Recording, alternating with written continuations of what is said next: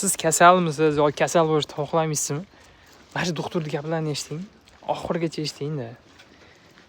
Bittada aytib qo'yibdi. Qarang, bitta narsani sizlarga hozir aytaman. Birinchi navbatda odamning ruhiyati tirilishi kerak. Ruhiyat nimadan tiriladi? Birinchi odamlarni kechirishdan.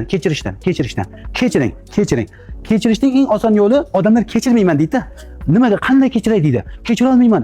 Ishoning, shu gapni aytganingiz sayin tanangiz qotadi hozir. Kechirmayman.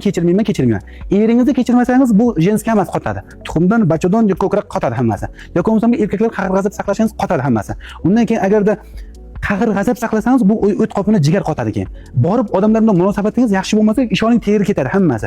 Har bitta narsa odamning fikriga qarab ishlaydi. Chunki mana bu programma. Nima programma joylashtirsangiz shunday ishlab ketadi. Bu nima degani? Masalan, shunday hozir ovqat yeyapsiz, bugun obedlik qildilaringiz. Qildikmi? Ha, qildik. Shunday obed yegandan keyin organizmga shunday ovqat kiradi-da, shunday kirib mana 5 ta yo'l turibdi deydi. Bittasi qahr-g'azab, nafrat, alam, yo'lda xursandchilik, maza qilib yashash. Siz qaysi yo'lda turgan bo'lsangiz, shu tomonga qarab ovqat ketib qoladi hozir.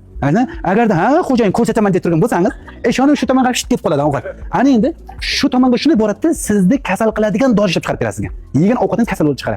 Agarda siz "Vau, mazzasi bor, xo'jayin, baxtli yashaymiz" desangiz, shunday bu tomonga qarab yuradi hozir. Shu odam shuning uchun doim xursand bo'lib turish kerak. Nimagaki Alloh taolo bergan hayotdan shukr qilsa, Alloh taolo bergan ne'matga shukr qilsa, ishoning ozgina bir og'iz ovqat yesangiz tanishib ketib qolaveradi. Aslida bu so'zlarni 6-7-asrlarda Habibimiz, payg'ambarimiz Muhammad sallallohu alayhi vasallam aytib o'tgan.